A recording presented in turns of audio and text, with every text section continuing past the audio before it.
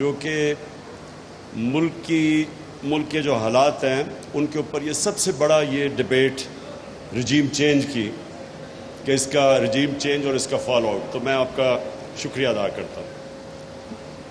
میں سب سے پہلے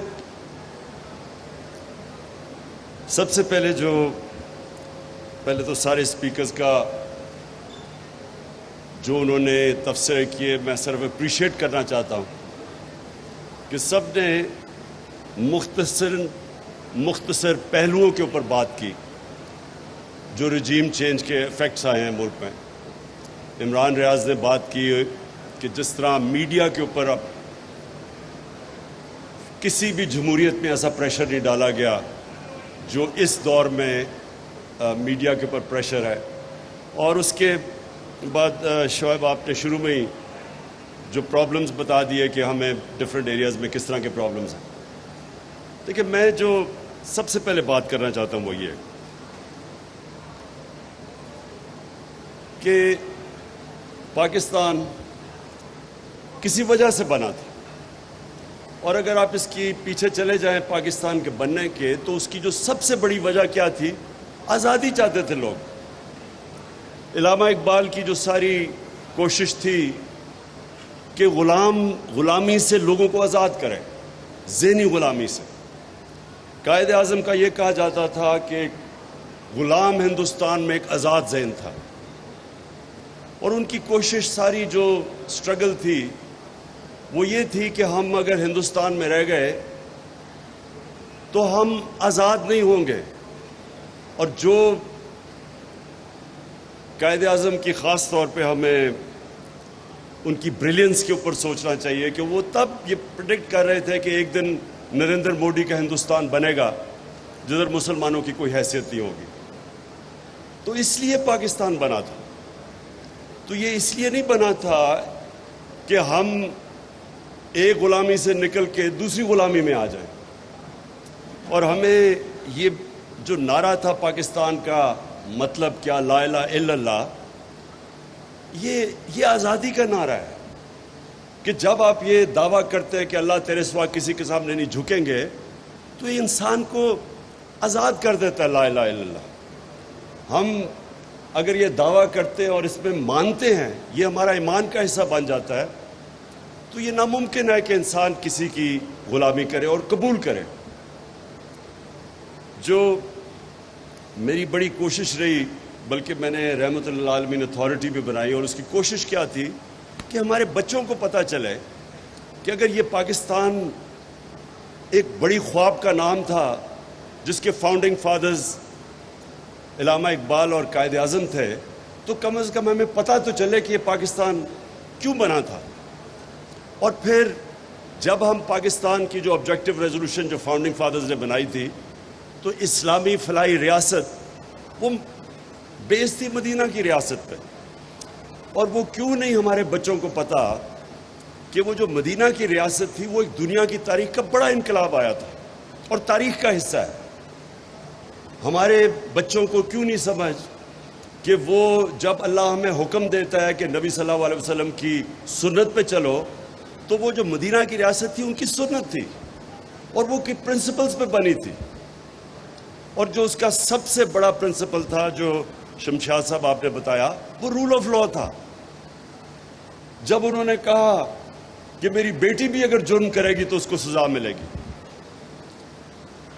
جب ہمارے نبی صلی اللہ علیہ وسلم نے کہا کہ تمہارے سے پہلے بڑی قومیں تباہ ہوئیں جو چھوٹے چور کو جیل میں ڈالتی تھی لیکن طاقتور آدمی کو NRO دے دیتی تھی، یعنی اس کو امیونٹی دے دیتی تھی۔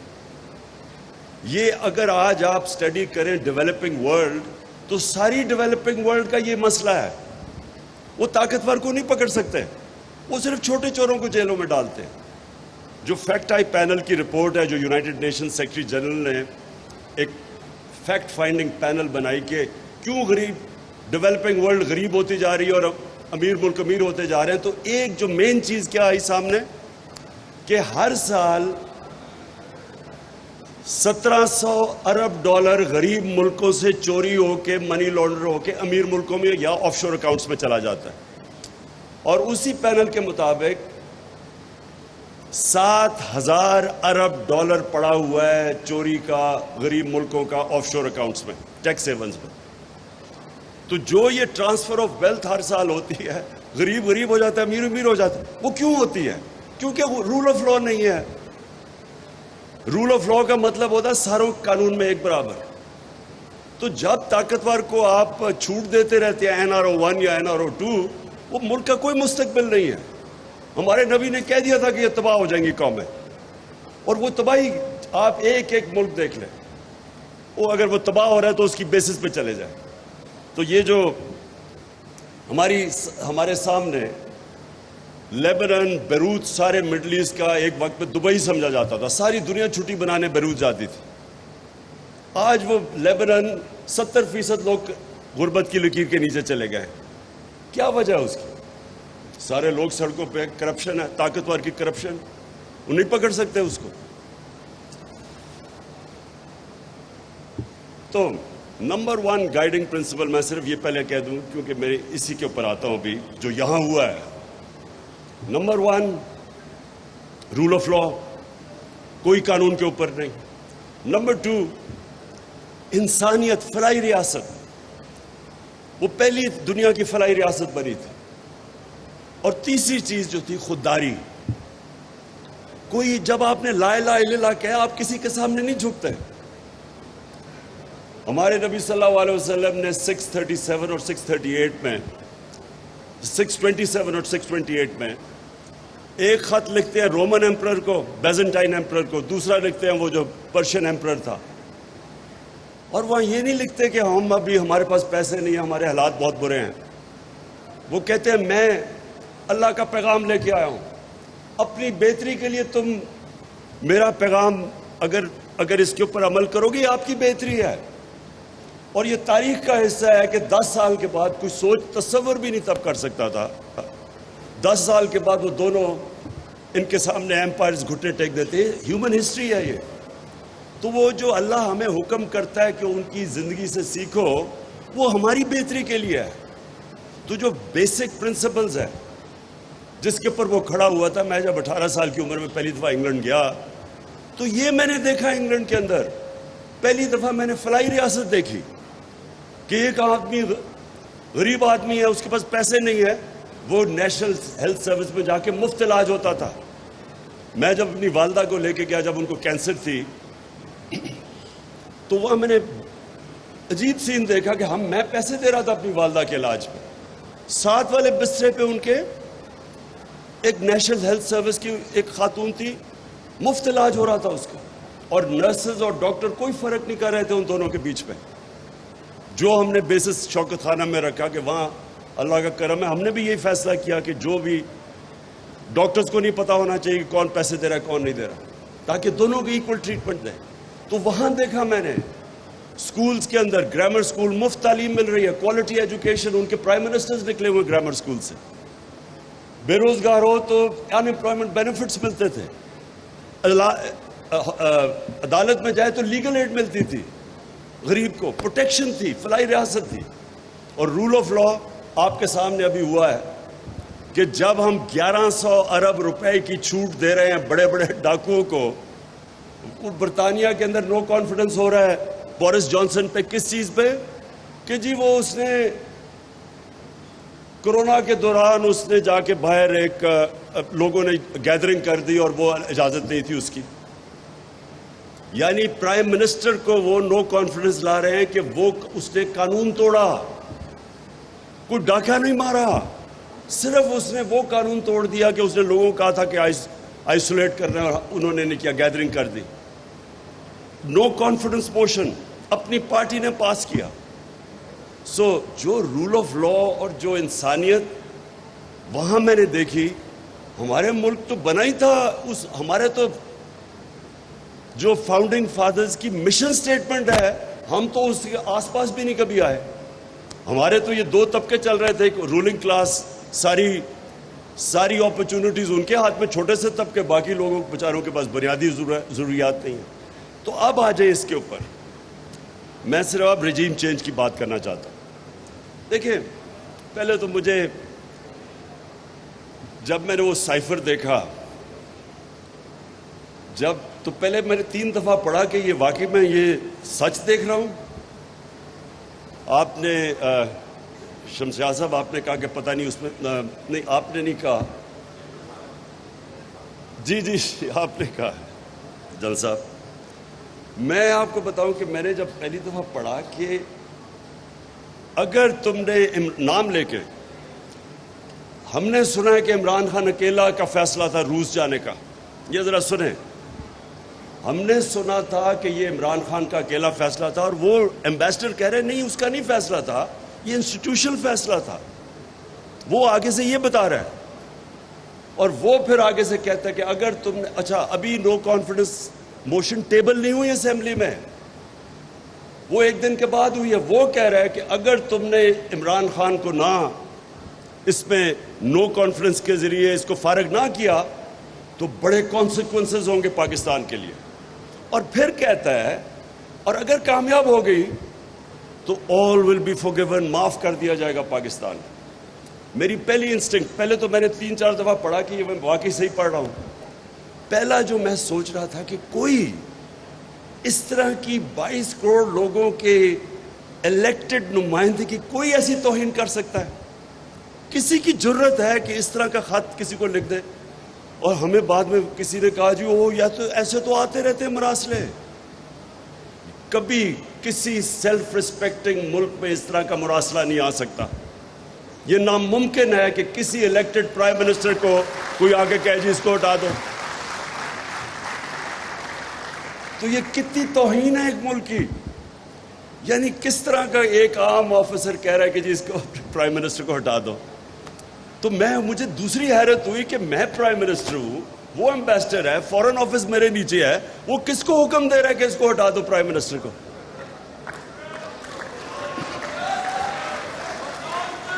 اور اس کے بعد ذرا تماشا دیکھیں.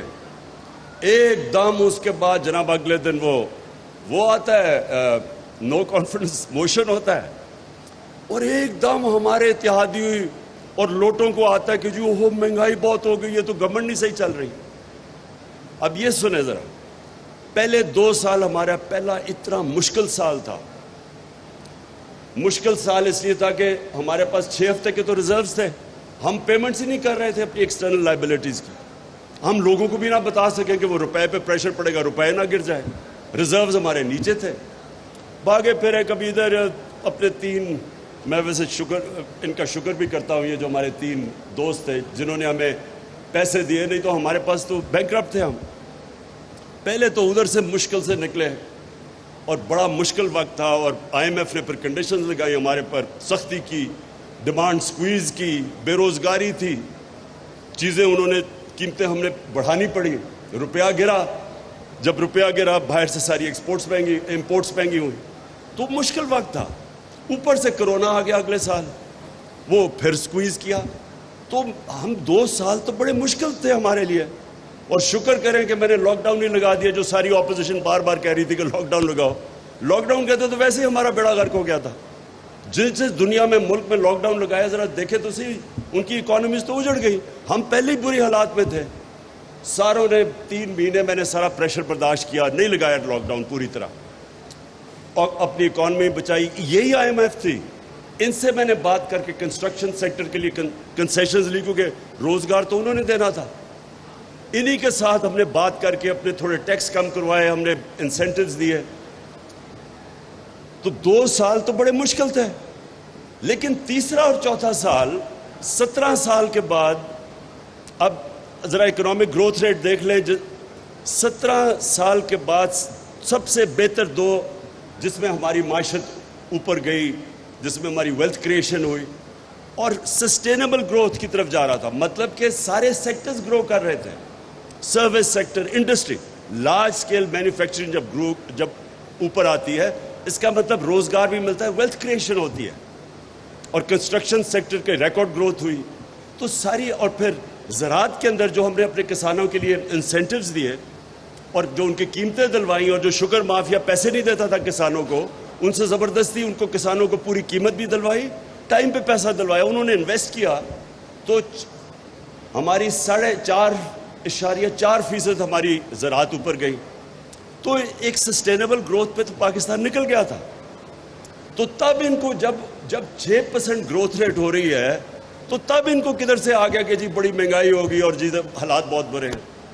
وہ شکر ہے کہ ابھی 2-3 نے بول ہی دیا اسمبلی میں, سچ نکل ہی گیا ان کے منہ سے کہ وہاں حالات تو اچھے تھے. تو اب ہمیں کدھر سے ٹیلی فون آ رہے تھے اور وہ تو سامنے آ گیا اب سب کے. تو جو لوگوں نے جا کے سب سے پہلے لوٹے ہوئے, ہمارے پاس سارا ریکارڈ ہے کہ کون کون امریکن ایمبیسی میں جا رہا تھا. جو لوٹے ہوئے وہ سارے امریکن ایمبیسی. اب امریکن ایمبیسی کا کیا کام ہے, یہ بھی سوال پوچھے. میں کیوں چاہتا ہوں کہ سپریم کورٹ, میں کیوں چاہتا ہوں کہ اس کے اوپر پوری ایک جوڈیشل انکوائری بنے. اگر یہ صحیح معنی میں انکوائری ہوگی, میں آپ کو یقین دلاتا ہوں کہ پاکستان کا اس میں اتنا فائدہ ہے, کیونکہ ہم جب انکوائری ہوگی آپ اپنی غلطیاں تو نہ دہرائیں. جب آپ اتنا بڑا ظلم ہوا کہ آپ نے سارا ایک ملک جا رہا تھا صحیح ڈائریکشن میں, اور میں نے بائی دا وے جا کے اپنے نیوٹرلز کو میں نے بتایا, شوکت ترین کو بھجوایا بتانے کے لیے کہ اس وقت بڑی ڈیلیکٹ ہماری ریکوری ہے. دنیا میں کموڈٹی سپر سائیکل آیا ہوا ہے. اس وقت اگر ہم نے اس کو ڈی سٹیبلائز کیا ملک کو, یہ سنبھال نہیں سکیں گے آپ اکانومی, کیونکہ اس وقت اگر روپیہ گرنا شروع ہو گیا, ہمارے پاس ریزروز ہی اتنے نہیں ہیں اور ہمیں مشکل پڑی ہوئی ہے کیونکہ قیمتیں اوپر, کموڈٹی پرائسز اوپر گئے, تیل اوپر گیا ہوا تھا. اس سٹیج کے اوپر اس کے باوجود کہ ہم نے بتایا کہ یہاں نیوٹرل ہونا بڑی اچھی چیز ہے, ماشاءاللہ اچھا آپ نیوٹرل ہی رہیں, لیکن یہ اگر سازش کامیاب ہوگی تو کانسیکوینسز ہم نے بتا دیے کہ اس کا یہ کانسیکوینس ہوگا ملک کو, معیشت کے اوپر. اس کے بعد جب وہ چینج لے کے آئے اور یہ جو نیا سیٹ اپ آیا, میں آپ سے نہیں, میں پہلے دن سے کہہ رہا ہوں, جب سے میری پہلی تقریر تھی جب میں پرائم منسٹر بنا, میں نے تب کہا کہ یہ سارے اکٹھے ہوں گے, جمہوریت کے نام پہ ہوں گے. ابھی وہ ڈیموکریٹک موومنٹ کا نام نہیں آیا تھا, جمہوریت کے نام پہ سب اکٹھے ہوں گے اور ایک ہی ان کا انٹرسٹ ہوگا کہ کسی طرح بلیک میل مجھے اتنا کرے کہ این آر او مل جائے. میں اب یہ جو موہت پیرزادہ نے بات کی کہ اس نے مجھے آ کے بتایا, پہلے وارن کیا, وہ تو مجھے ساری خبریں آ رہی تھی 1 سال سے کہ کیا ہو رہا ہے. خبریں تو مجھے 1 سال سے آ رہی تھی کہ پلان کیا بنا ہوا ہے. لیکن میں آپ کو آج بتا رہا ہوں کہ ایک چیز میرا ذہن نہیں مان رہا تھا, اور وہ یہ نہیں مان رہا تھا کہ کیا یہ شہباز شریف کو پرائم منسٹر بنا دیں گے, کیا آصف زرداری پھر سے اقتدار میں آ جائے گا. یعنی یہ میں اس لیے آپ کو کہہ رہا ہوں, دیکھیں جو بھی پاکستان کا سوچتا ہے, جس کے باہر اربوں ڈالر نہیں پڑے ہوئے, جس کا جینا مرنا اس ملک پہ ہے, تو وہ یہ سارے یہ سوال پوچھیں گے کہ وہ جو 30 سال سے 2 خاندان اس ملک کے اوپر مسلط ہے, میں نہیں کہہ رہا کہ انہوں نے یہ کتنے کرپٹ ہیں. آپ ان کے باہر کتنے اخباروں کے اندر ان کے اوپر آرٹیکلز آئے ہوئے ان کی کرپشن کے اوپر, انٹرنیشنل میں بات کر رہا ہوں, BBC کی ڈاکیومنٹریز آئی ہوئی ہیں ان کی کرپشن پہ, ہم نے تو نہیں نکالی. کرپشن کے کیسز ان کے اوپر اتنے ہیں کہ آپ کو سمجھ نہیں آتی کس کیس کے اوپر بات کریں. جو NRO-1 لیا انہوں نے, جو جنرل مشرف نے اتنا بڑا ظلم کیا اس ملک کے اوپر, میں نے سب سے زیادہ شور مچایا اس کے اوپر کہ وہ سرے محل جو آصف زرداری بار بار کہتا تھا کہ یہ ہمارا نہیں ہے, اور یہ انہوں نے کنٹیسٹ بھی کیس نہیں کیا جب پاکستانی گورنمنٹ نے انگلینڈ میں کیس کیا, وہ بیکیا اس کے پیسے پاکستان کو آنے تھے. $60 ملین پڑے ہوئے تھے سوئٹزرلینڈ میں, وہ پورا کیس میچور ہو گیا تھا, وہ پیسے پاکستان کو آنے تھے. NRO دے کے وہ معاف کر دیا, وہ جو پاکستان کو وہ انہوں نے وہ بھی ہضم کر لیا. نواز شریف کا اتنا اوپن اینڈ شٹ کیس ہے حدیبہ پیپر مل کا, جس میں اسحاق ڈار کی کنفیشنل سٹیٹمنٹ ہے, بینک اکاؤنٹس ہیں کہ کو قاضی فیملی لنڈن میں بیٹھی ادھر پیسے, یہ ساری چیزیں تو پروون تھی. وہ NRO-1 دیا گیا, وہ ساری معاف کی گئی. 10 سال کی کرپشن انہوں نے کی. ان کے دور کے سارے کیسز ہیں 95%, ہمارے تو دور کے کیسز ہی نہیں ہیں. ہمارا تو صرف ایک TT کا کیس ہے شہباز شریف کا, اور ایک جو مقصود چپڑاسی والا کیس ہے FIA کا، باقی تو سارے پرانے کیسز ہیں. تو وہ کیسز جو ہمیں 3.5 سال کہہ رہے تھے، اور یہ اسحاق ڈار ان کے دور میں بھاگا ہے، نواز شریف کے بیٹے ان کے دور میں بھاگے، یہ دماد شہباز شریف کا اس کے دور میں بھاگا ہے. تو ہمارے دور کے تو صرف ہمیں بلیک میل کیا جا رہا تھا NRO دینے کا. تو میرا پوائنٹ یہ ہے کہ کیسے کوئی سوچ سکتا تھا ان کو ملک کے اوپر لانے کے لیے؟ کون ملک کے اوپر اتنا ظلم کر سکتا ہے کہ شہباز شریف جس کو سزا ہونے والی تھی، انڈر ٹرائل تھا، اس کا کیس میچور تھا، کیسے کوئی اس آدمی کو اس ملک پہ مسلط کر سکتا ہے؟ یا تو یہ سمجھے، یا تو ہم یہ سمجھے کہ وہ شاید وہ یہ سمجھ رہے تھے کہ اتنا بڑا جینیس ہے یہ، کہ یہ اتنا بڑا صبح 7 بجے اٹھ کے آفس پہنچ جاتا ہے، یہ اتنا زبردست کام کرے گا کہ ملک کو اٹھا لے گا.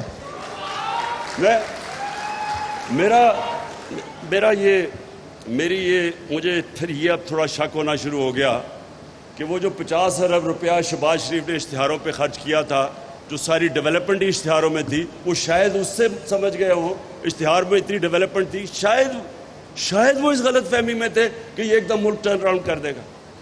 لیکن کوشچن اب یہ ہے،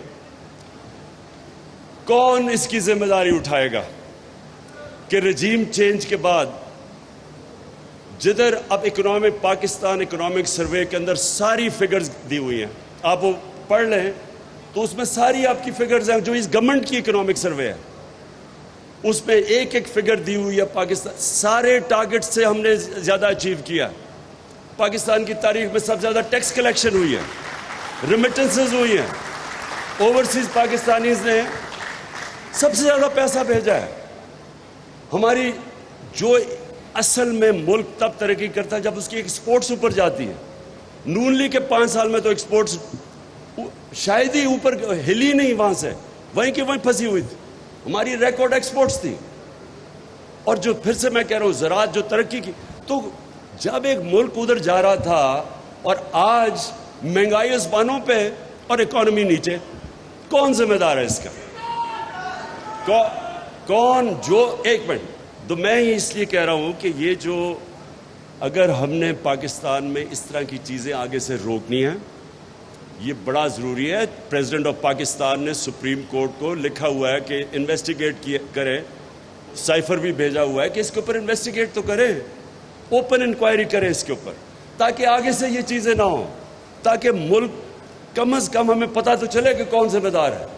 آپ نے بات ٹھیک کی، شمشاد صاحب 25 سال کے بعد وہ حمود الرحمان رپورٹ آئی، لیکن کوئی یہ بات نہیں کرتا کہ کبھی کسی نے یہ پوچھا ہے کہ جب یہ ہم جنرل مشرف لے کے گیا تھا ہمیں امریکہ کی وار آن ٹیرر میں، اور وہ خود اپنی کتاب میں لکھتا ہے کہ وہ رچرڈ آرمیٹیج کا تھریٹ آئی، دھمکی کہ ہم we'll bomb you to stone age, ہم نے اس میں شرکت کی. اور مجھے یاد ہے ہم پوچھتے تھے مشرف سے شروع میں کہ ہم کیوں اس جنگ میں شامل ہو رہے ہیں، تو وہ ہر قسم کا ہم شامل نہیں ہو رہے ہیں، ہم صرف لاجسٹیکل سپورٹ دے رہے ہیں اور اس طرح کی باتیں کرتے تھے.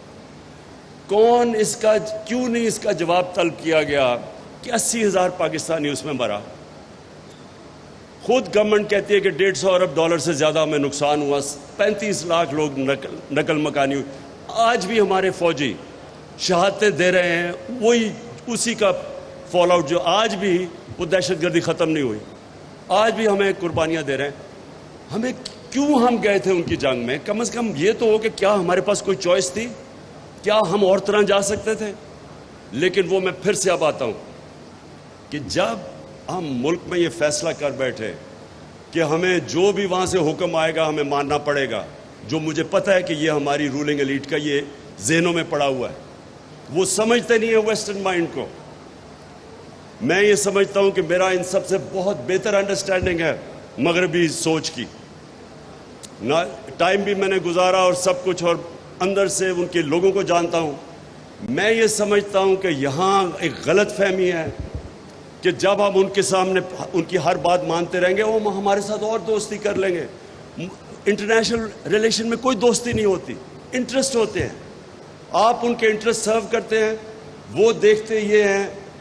اور یہ ٹامی فرینک کی ایک کتاب ہے، اس میں وہ ایک پیراگراف ہے اس میں لکھتا ہے کہ we knew Musharraf was vulnerable so we keep pushing him to do more. ایک لکھتا ہے ایک مائیکل شور جو اس سارے ایریا کا CIA چیف تھا, وہ بھی پڑھنے والا ہے, اس کا ایک آرٹیکل ہے ہفنگٹن پوسٹ میں 2008 کے قریب. وہ کہتا ہے کہ مشرف سے اتنے ہمارے امریکنوں کے اتنے ڈرٹی کام نہ کرواؤ, یعنی وہ کام نہ کرواؤ اگینسٹ پاکستان نیشنل انٹرسٹ, ملک کے مفادات کے اگینسٹ اس طرح کے کام نہ کرواؤ, کہیں ہمارا اتنا بڑا ایلائی ہے یہ پاکستانی لوگ اس کو ہٹائی نہ دیں. یعنی وہ کہہ رہا ہے کہ قبائلی علاقے میں اس نے سول وار کروا دی, وہ لکھتا ہے اس میں, اور اس نے اپنے لوگوں کو اپنے خلاف کر دیا ہماری خدمت کرتے ہوئے. تو ہم یہاں بار بار ثابت کر رہے تھے کہ جی یہ ہماری جنگ ہے اور یہ اور وہ, تو کبھی اس کے اوپر ہوا ہے ایک ملک کتنی بھاری اس کی قربانی دے, اس کے بعد ایک لفظ اپریسیشن کا نہ ہے امریکنوں سے جن کے لیے قربانی دی ہے. بلکہ اس کے علاوہ آپ دیکھیں ہر وقت کے two face double game Pakistan, یعنی برائی سنی ہماری. تو کیوں ہم نے کبھی اسیس کیا ہے کہ اتنا بڑا ملک کو نقصان پہنچا؟ اور اس کی بھی یہ وجہ تھی کہ جو لوگ اس میں ملوث تھے, جو لے کے گئے تھے, وہ چاہتے ہی نہیں انکوائری. اور آج بھی جو طاقتور ہے, وہ جو بینیفیشریز ہیں یہ جو رجیم چینج کے, وہ کوئی نہیں چاہتا کہ انکوائری ہو اس کے اوپر. لیکن انکوائری اس ملک کے مستقبل کے لیے ضروری ہے. اگر ہم یہ چپ کر کے ایکسیپٹ کر لیں گے کہ باہر سے, اب دیکھیں ان کا کیا انٹرسٹ ہے, ان کا تو سمپل انٹرسٹ ہے, ان کا انٹرسٹ یہ ہے کہ پاکستان میں پھر جی حضور کرنے والے لوگ آ جائیں, اور ان کو سوٹ کرتا ہے. آپ سارے امریکن رجیم چینج دیکھ لیں, کرپٹ لوگ ان کو سوٹ کرتے ہیں کیونکہ وہ پلائبل ہوتے ہیں.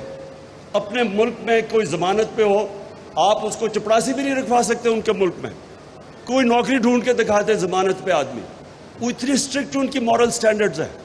ہمارے ملک میں وہ اس لیے یہ پریفر کرتے ہیں کیونکہ ان کو پتہ ہے, ان کو سارا پتہ ہے کہ ان کے پیسے کدھر پڑے, اور ان کو پتہ ہے کہ یہ کنٹرولبل ہے. سو وہ تو چاہتے ہیں ایسے لوگ ہیں کہ بجائے فتح کرنے کے ہر چیز پاکستان ان کی مان لے. ہمارے انٹرسٹ میں کیا ہے؟ کیا ہمارے انٹرسٹ میں ہے کہ اس طرح کے چور اوپر بیٹھ جائیں؟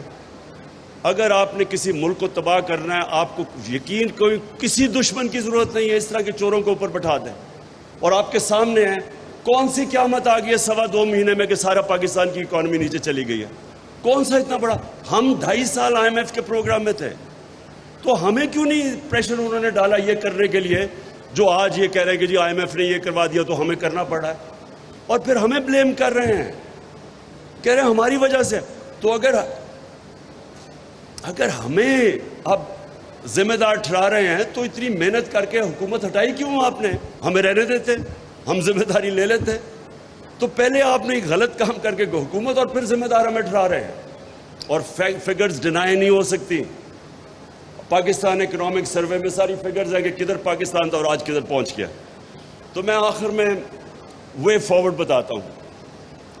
دیکھیں اس کا صرف ایک ہی راستہ ہے, کوئی اور چیز کریں گے ہم اپنے ملک کو مزید اور دلدل میں پھنساتے جائیں گے. اس ایک چوروں کے یہ ٹولے کو اوپر مسلط کرنے کے لیے جو حکومت اب چیزیں کر رہی ہے, یہ صرف اور صرف ان کو اوپر رکھے گی سارے ملک کے اداروں کو تباہ کر کے. ملک جو ہوتے ہیں وہ چلتے ہیں اداروں کے اوپر, اور ادارے چلتے ہیں رول آف لا پہ. جب آپ ملک کے ادارے اور رول آف لا تباہ کریں گے تو اصل میں آپ ملک کا مستقبل تباہ کرتے ہیں. اب ان کو اوپر رکھنے کے لیے رول آف لا بھی تباہ ہو رہا ہے. آپ کے سامنے ہے, کسی دنیا میں کوئی سوچ بھی نہیں سکتا کہ وہ لوگ جو کرپٹ لوگ آ کے بیٹھ کے اسمبلی میں اپنے آپ کو 1100 ارب روپے کے کیسز معاف کروا لیں, یہ کوئی تصور ہی نہیں کر سکتا. یہ تو ٹوٹل کانفلکٹ آف انٹرسٹ ہے. ہم سپریم کورٹ میں گئے ہیں اور امید لگائی ہوئی ہے سپریم کورٹ سے, تو رول آف لا تو پہلے وہیں ختم ہو گیا, پھر نیب ختم کر دی. جو نیب کے اندر امینڈمنٹس لائی ہیں, نیب اب کچھ نہیں کر سکتی. انہوں نے منی لانڈرنگ ہی ختم کر دی ہے. باہر سے اگر پتہ چلے میرے کوئی 10 ارب ڈالر باہر پڑا ہوا ہے یا جتنا بھی پڑا ہوا ہے, میں اگر انفارمیشن مجھے باہر سے آ بھی جائے, وہ ان ایڈمیسیبل ہے پاکستان میں. پھر اگر میں پبلک آفس ہولڈر ہوں, میں اپنے رشتہ داروں کے نام, اپنی بیوی بچوں کے نام پراپرٹیز کر دوں, وہ بھی انہوں نے نکال دیا اس میں سے, بینامی ختم کر دیا.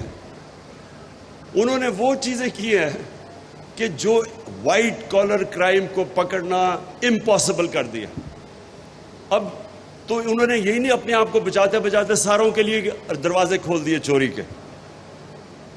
اس کے بعد الیکشن کمیشن, جو حرکت الیکشن کمیشن کری, ابھی جو کراچی سے سندھ میں الیکشن ہوا ہے, ہمیں تو چھوڑے پی ٹی آئی کیا کہہ رہی ہے, پوچھ لیں ان کے اپنے اتحادی جے یو آئی سے اور ایم کیو ایم سے, وہ کیا کہہ رہے ہیں الیکشنز کے متعلق.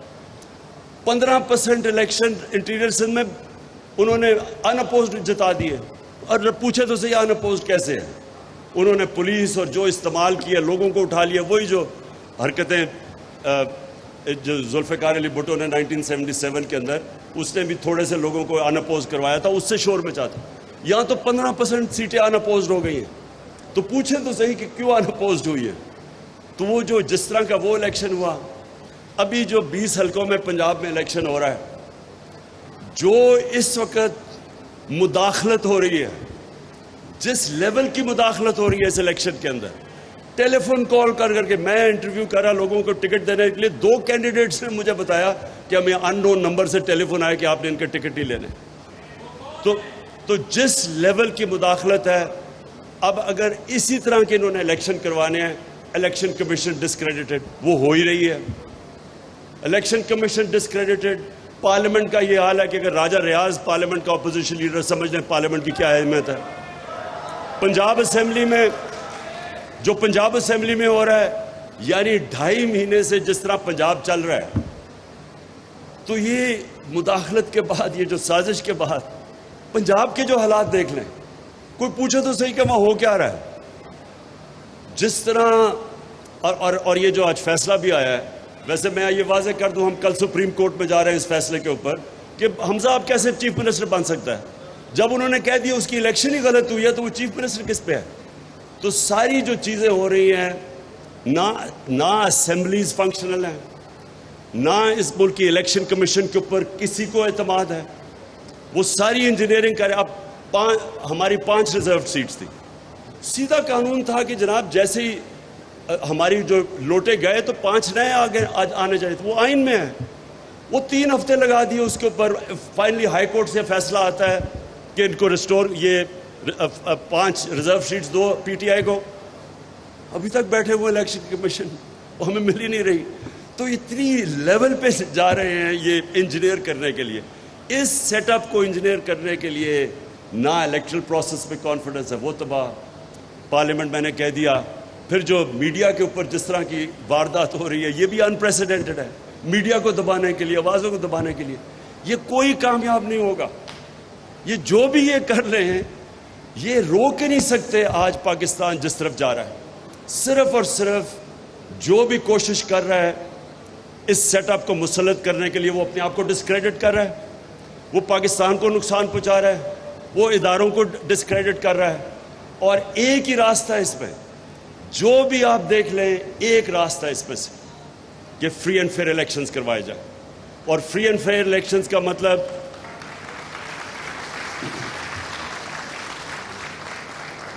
کریڈیبل الیکشنز, جس الیکشنز کی کریڈیبلٹی ہو. وہ الیکشن نہ یہ جو بھی اس وقت پنجاب میں ہو رہا ہے, یہ جو سندھ میں الیکشن کروائے گئے ہیں, اس الیکشن سے مزید اور انتشار بڑھے گا. جدھر ملک کی معیشت پہنچ گئی ہے اور جس طرف جا رہی ہے, مجھے خوف یہ ہے کہ وہ اس پوائنٹ پہ چلی جائے گی جب جو بھی بیل آؤٹ کرے گا, وہ پھر جب جو کنڈیشن جو اس کے لیے شرائط مانگے گا, وہ پاکستان کی جو سوورنٹی ہے وہ کمپرومائز کی جائے گی.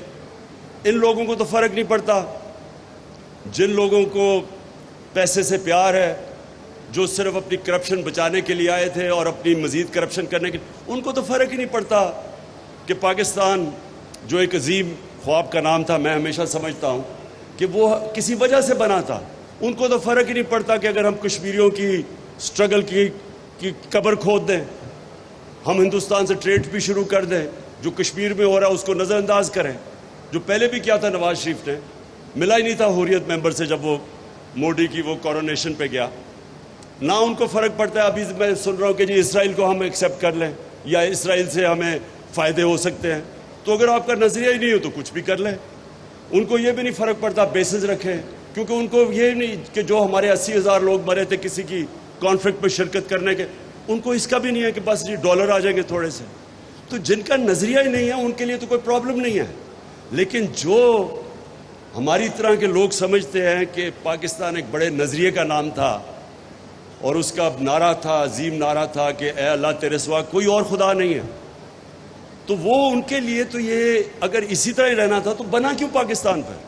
اگر آپ نے یہی کمپرومائزز کرنی ہے تو وہ کہتے ہیں نا those who don't stand for any thing fall for every thing, کہ آپ کا جب کوئی نظریہ نہیں ہے تو کسی چیز بھی مان لو.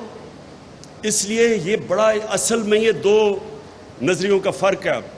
ایک یہ وہ مٹیریلز جو ذات کے لیے آئے ہیں، جو 30 سال سے بیٹھے ہوئے دو خاندان، جنہوں کو کوئی فرق نہیں پڑا کہ ایم القانسی کو پکڑا دو، ان کو کوئی فرق نہیں پڑا جب وہ رمزی یوسف کو پکڑا دو ان کو پاکستان کے قانون بائی پاس کر کے، کوئی فرق نہیں پڑا جب وہ ریمنڈ ڈیوس نے دو لوگوں کو گولیاں مار دی مزنگ شہر کے بیچ میں، اس کو واپس دے دو.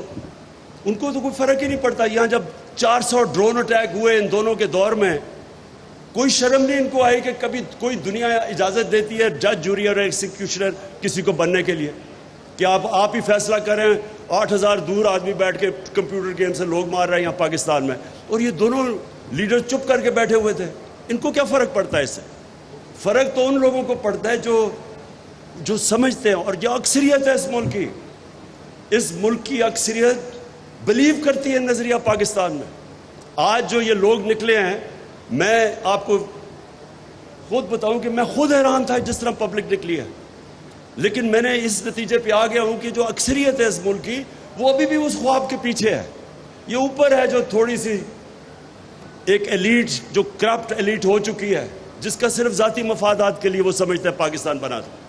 یہ صرف ان کا ایشو ہے. باقی عوام ابھی بھی بلیو کرتی ہے اس نظریے پہ. اور لاسٹ چیز میں ایک آپ کے لیے ایاز آخر میں یہ ایک آپ نے بات کی ایکسٹینشن کی، میں اسی کے اوپر اپنی تقریر ختم کرتا ہوں. دیکھیں، میں نے بڑا زندگی میں ایک عام سا آدمی ہوں، بڑی غلطیاں کی ہیں زندگی میں، لیکن میں نے جو کرکٹ کے اندر میں باقیوں سے آگے اس لیے نکلا کہ میں ہمیشہ اپنی غلطیوں کی انالیسس خود کرتا تھا، اپنا سب سے بڑا کرٹک تھا، اور ہمیشہ کوشش کرتا تھا کہ جو میں غلطی کرتا ہوں اس کو کریکٹ کیا جائے. اور میں یہ دنیا میں کسی بھی انسان کی، معاشرے کی، ادارے کی پروگریس میں صرف ایک ہی طرح پروگریس کرتا ہے کہ اپنی انالیسس کرے، اپنی غلطیاں دور کرے اور پھر وہ آگے بڑھتا ہے. میں نے یہ 3.5 سال جو حکومت میں بیٹھا، اللہ نے موقع دیا، یہ تھے میرے سب سے مشکل 3.5 سال زندگی کے، لیکن انہوں میں نے بڑی چیزیں سیکھی. اور میں یہ سمجھتا ہوں کہ جب اتنے بڑے چیلنجز تھے، کیونکہ چیلنج بہت بڑا تھا، کیوں ایک کرائسس تو تھا نہیں. ہر روز صبح اٹھتے تھے، اچھا جی وہ ادھر پی آئی اے بینکرپٹ ہے، ریلوے کا یہ، ہر دوسرے دن کوئی نیا کرائسس ہوتا تھا کہ پیسے نہیں ہیں جی اب دن. سو اس کرائسس کے اندر بڑی چیزیں میں نے سیکھی. میں سمجھتا ہوں کہ میری جو ایجوکیشن ان 3.5 سال میں وہ زندگی میں نہیں ہوئی. ایک صرف میں آپ کو چیز بتاؤں کہ میں نے یہ ساری چیزیں نوٹ کی، یہ جو آپ ہم نے ابھی بات کی مداخلت کی، بالکل یہ آپ ٹھیک کہتے ہیں، ایکسٹینشن کی، کہ ہمیشہ ملک ادارہ ترقی کرتا ہے رول آف لا پہ.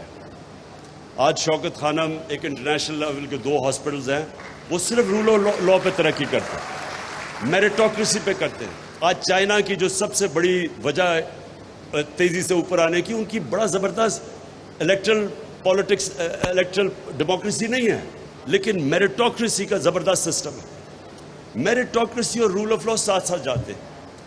لیکن ہمارا مسئلہ یہ تھا کہ اتنے زیادہ پرابلمز تھے کہ میں صبح اٹھ کے ہمیشہ سوچتا تھا کہ آج میں نے کتنے پرابلمز کو ڈیل کرنا ہے، کہ میں نے پھر پرائیورٹائز کرتا تھا کہ آج میں صرف یہ پرابلمز کو ڈیل کروں گا، کیونکہ آپ ساروں کو تو کر ہی نہیں سکتے تھے.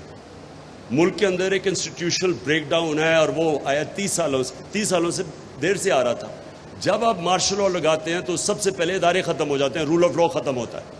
اور جو ہمارے ڈیموکریٹس تھے انہوں نے کبھی بھی ان کا رول آف لا ایشو ہی نہیں تھا.